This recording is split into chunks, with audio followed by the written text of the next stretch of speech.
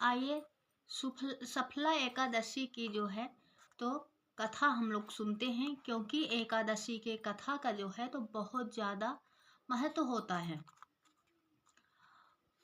भगवान महाराज युधिष्ठिर ने कहा, भगवान पौष कृष्ण एकादशी का क्या नाम है और उसके व्रत की क्या विधि है और उस दिन किस देवता की पूजा की जाती है? कृपा कर विस्तार सहित कहिए, मेरी सुनने की इच्छा है। युधिष्ठिर के ऐसे वचन सुन भगवान श्री कृष्ण बोले, हे पांडु नंदन, पौष कृष्ण एकादशी को सफला एकादशी कहते हैं। इसके देवता नारायण हैं। इस एकादशी को इन्हीं की पूजा होती है। नारायण दक्षिणा सहित यज्ञों से उतना संतुष्ट नहीं होते जितना एकादशी व्रत सहित रात्रि जागरण से संतुष्ट होते हैं। जिस प्रकार देवताओं में विष्णु, मनुष्यों में ब्राह्मण, नागों में शेष, पक्षियों में गरुण श्रेष्ठ है, उसी प्रकार व्रतों में एकादशी व्रत श्रेष्ठ है। एकादशी का व्रत करने वाला पुरुष धन्य है और मेरा भी पूज्य है। मैं भी उसकी पूजा करता हूँ। सफला नामक इस एकादशी में ऋतु में उत्पन्न होने वाले फलों से भक्ति पूर्वक नारायण की पूजा करनी चाहिए, अथवा नारियल, नींबू, अनार, सुपारी, लवंग आदि अर्पण कर धूप एवं दीप दान करना चाहिए। षोडशोपचार सहित पूजन कर रात्रि को नृत्य एवं कीर्तन कर जागरण करना चाहिए। एकादशी व्रत के समान जो यज्ञ का पुण्य फल है वह और किसी दूसरे व्रत का फल नहीं है। 5 वर्ष तब करके जो पुण्य फल प्राप्त होता है वही पुण्य फल इस सफला नामक एकादशी व्रत के करने से होता है। अब आप सफला एकादशी व्रत की कथा सुनिए।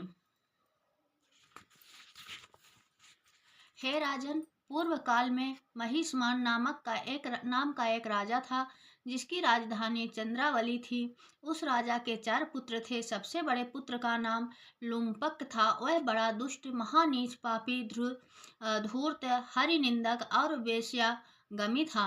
साधु, वैष्णव एवं देवद्रोही था। उसके पिता ने उसे बहुत समझाया, मगर उसकी समझ में कुछ नहीं आया। तब विवश होकर राजा ने उसे देश निकालने का दंड दिया। राजकुमार लुम्पक दंडित हो पास के ही एक वन में जाकर रहने लगा। अपने पिता के ही राज्य में चोरी डांके डालकर प्रजा को तंग करने लगा। राजा के अनेक प्रयत्न करने पर भी वह पकड़ा जाकर दंडित न हो सका। उसका उत्पात एवं हत्या का दिन दूना और रात चौगुना बढ़ता गया और वह एक महान पापी हो गया।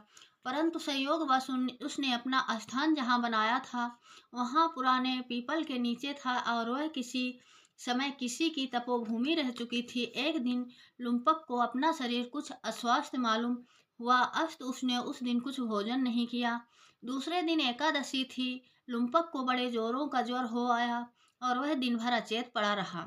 मध्य समय में उसे कुछ भूख सी मालूम हुई और वह धीरे धीरे चलकर वन में ज्यों त्यों कर कुछ फल ले आया और उस पीपल के नीचे बैठ गया। थकावट से उसका शरीर पुनः भारी हो गया और फलों को खाने की इच्छा नहीं हुई।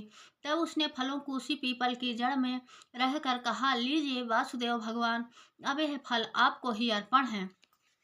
यह कहकर वह उसी जगह पड़ा रहा और रात भर का रहता और छटपटाता रहा।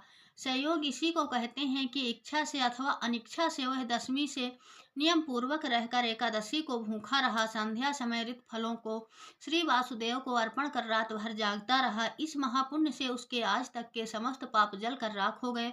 उसके हृदय में ज्ञान का प्रकाश उदय हो गया। उसी समय एक सुंदर घोड़ा अनुपम दिव्य साजों से सजा हुआ उसके सामने आ खड़ा हुआ। राजकुमार लुम्पक घोड़े को देख ही रहा था कि उसके कानों में साफ सुनाई दिया, हे राजकुमार, कल संध्या समय तुमने एकादशी व्रत करके ऋत फलों से मेरी जो पूजा की है उसके पुण्य फलों से तुम्हारे सभी पाप नष्ट हो गए, साथ ही तुम्हारी प्राकृति भी बदल गई। अब तुम इस घोड़े पर सवार हो अपने पिता के पास चले जाओ, वह तुम्हें आदर पूर्वक रख लेंगे और तुम्हें तुम्हारा खोया राज भी देगा।